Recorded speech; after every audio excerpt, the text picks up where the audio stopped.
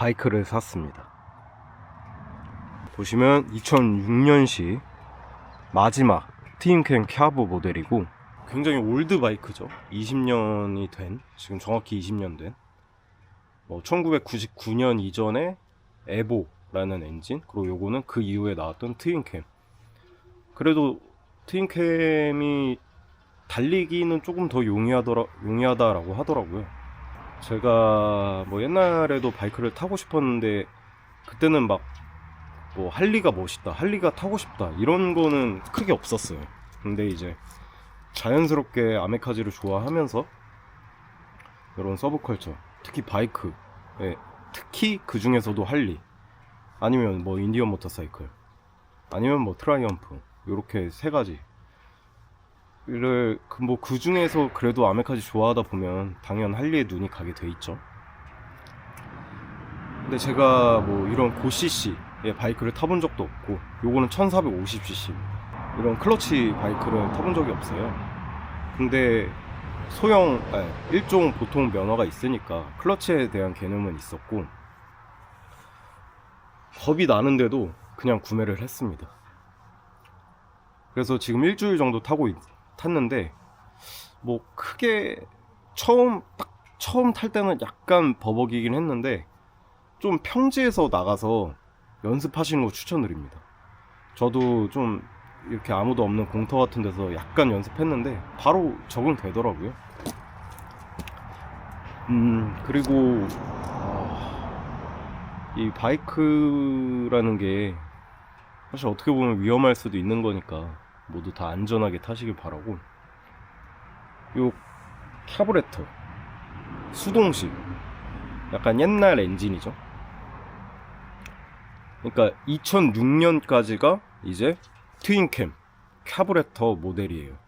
그 이후부터는 이제 밀워키 인젝션이다 해서, 그러니까 뭐라 그래야 되지? 컴퓨터가 이제 일정하게 쏴주는. 근데 요 캬브 2006년식까지는 기계식, 수동식 이렇게 얘기를 해요. 저도 정확히 몰라서 정확히 아시는 분은 댓글 달아주시기 바랍니다.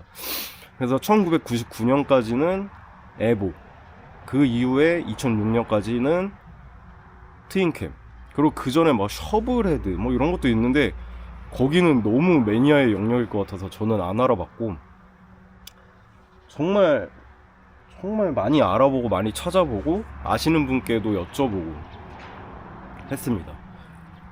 지금 사실 라이딩을 갔다 왔어요. 가기 전에 찍었는데 생각을 해보니까 너무 내용을 안 담은 것 같아서 다시 찍고 있습니다. 라이딩 갔다 와서. 그래서 그 시동 거는 거는 아까 라이딩 전에 찍은 영상으로 할 거고, 이 캬브에서 중요한 게 냉간에, 그러니까 차가운 상태에서 일발 시동을 아주 죽여줍니다. 자, 2006년식 소프테일 디럭스라는 모델이고, 이거 보시면은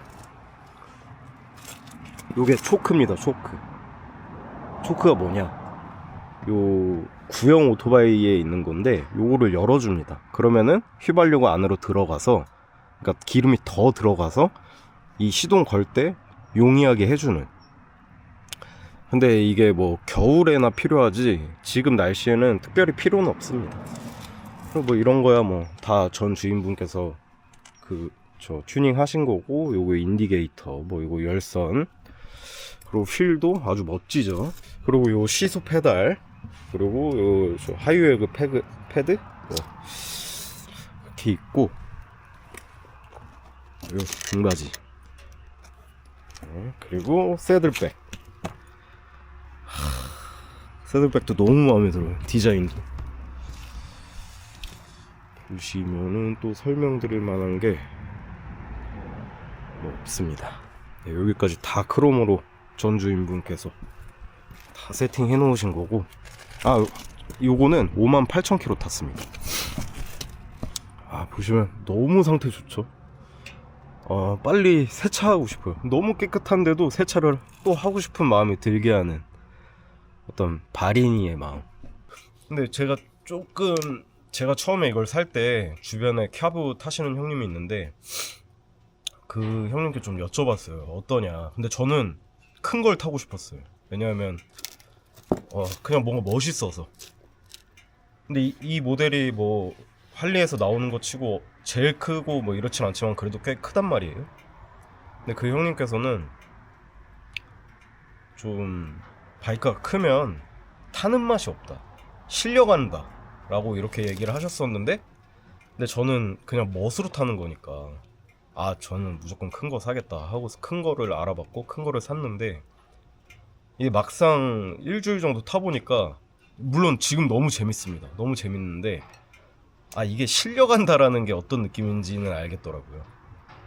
그리고 제가 바이크 탈 때 쓰는 용품들 보여드리자면, 요거는 뭐 인터넷에 샀는데 기억이 안 납니다.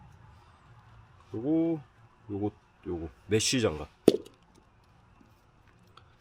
인다이스라는 제품인데, 그냥 이렇게 여름용인데 바람 다 들어옵니다. 근데 아직은 라이딩 할 때는 완전 낮에는 괜찮은데 밤에는 손실해요.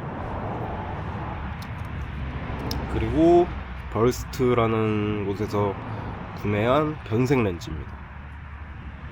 어두우면은 허옇게 그냥, 그리고 낮에는 조금 거무스름하게. 요거 이렇게 돼 있는데 되게 마음에 들어요. 근데 제가 지금 라이딩 갔다 왔잖아요. 벌레 보이시죠? 그리고 요거 시골에서 라이딩 한다? 필수입니다. 왜냐? 돌도 튀지만 벌레 장난 아닙니다.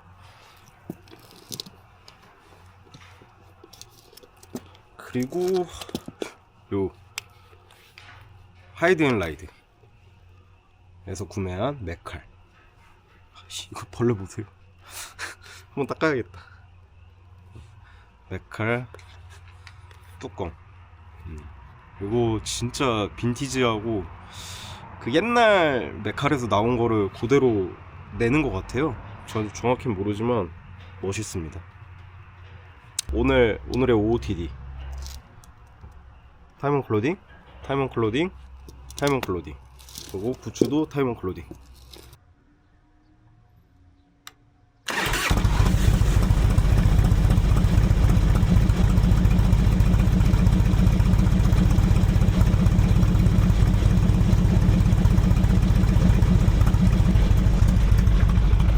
소리 죽이죠.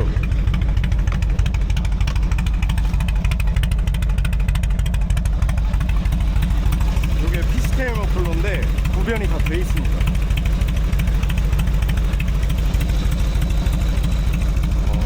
저는 근데 사실 소리가 너무 커서 좀 부담스럽긴 해요. 근데 이 중고 매물을 찾다 보니까 제가 선택할 수 없는 부분이다 보니까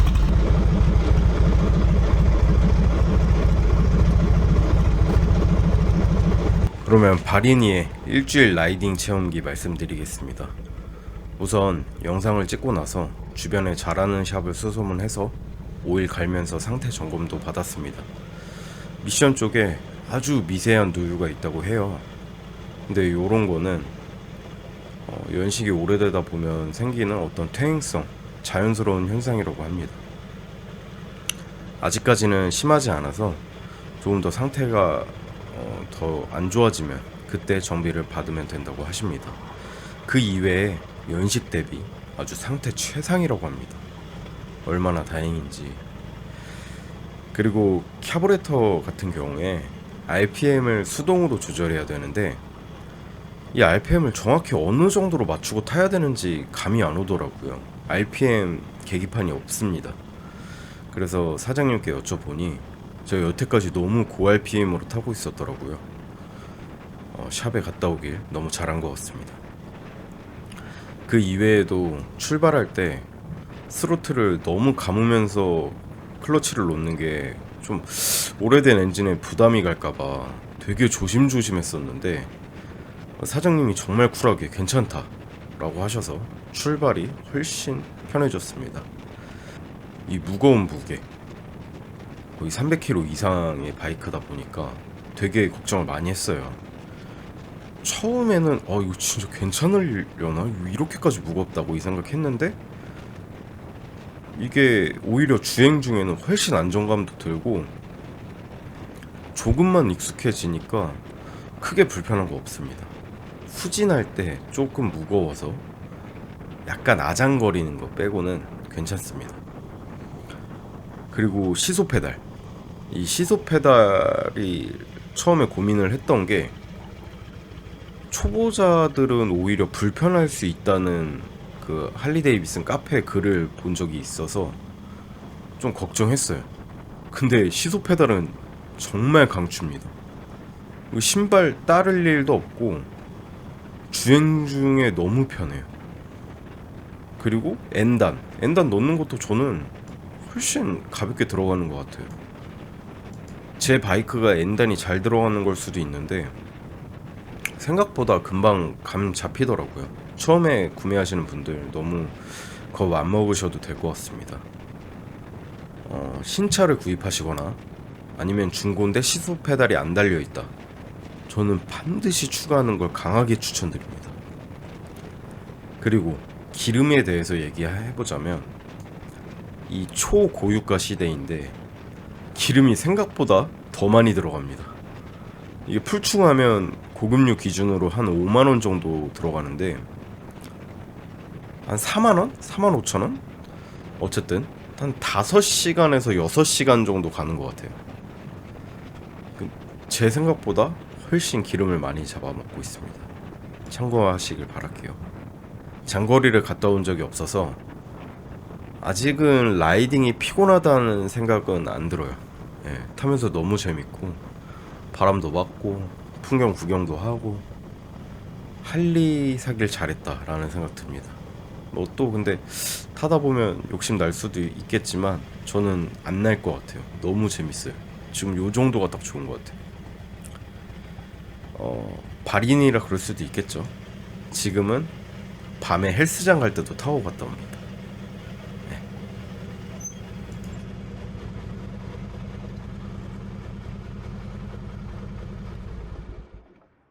추워. 씨.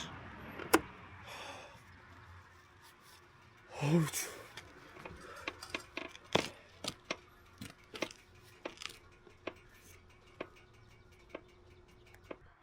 요게 사실 걱정했는데 안전하네요. 오늘은 여기까지 하겠습니다. 모두 안전한 라이딩 알라 하시길 바랍니다. 그러면 오늘은 이제 바이크 타시지 않는 분들은 좀 꼴값이라고 생각하실지 모르겠지만 바이크 타시는 분들끼리 이제 지나가면서 꼭 인사를 해요. 이렇게 아니면 이렇게. 네. 모두 알라 하시길 바랍니다.